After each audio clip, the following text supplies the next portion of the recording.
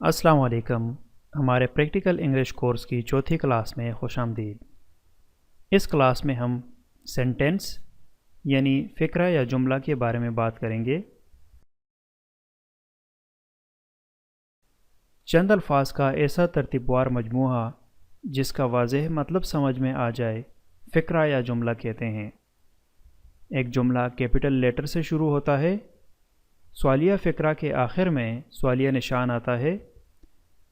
अगर जुमला दुआया, इस्तजाबिया यानी ताज्जुब, खुशी या अफसोस वाला हो तो उसके आखिर में साइन ऑफ एक्सक्लेमेशन लगाया जाता है।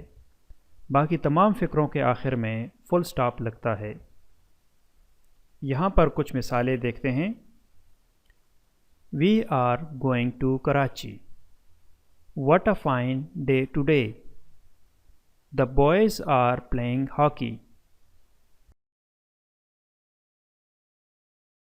अल्फाज का ऐसा मजमूआ जिसका मतलब समझ में ना आए उसे फ्रेज़ कहते हैं। फ्रेज़ को फ्रेगमेंट भी कहते हैं।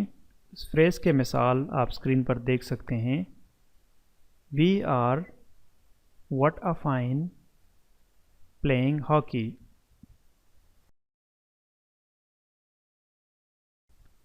एक जुमले के तीन हिस्से होते हैं, सब्जेक्ट, वर्ब और ऑब्जेक्ट। जुमला बनाने के लिए सबसे पहले सब्जेक्ट आता है, उसके बाद वर्ब और सबसे आखिर में ऑब्जेक्ट। मिसाल के तौर पर, he drinks water, we read books, cow eats grass, Ahmad plays cricket.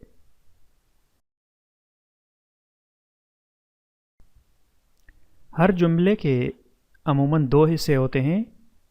एक हिस्से में चीज़, जगह या फ़र्द का ज़िक्र होता है जिसे सब्जेक्ट कहते हैं, जबकि दूसरे हिस्से में फ़र्द, चीज़, जगह के बारे में कुछ बताया जाता है, उसे प्रेडिकेट कहते हैं।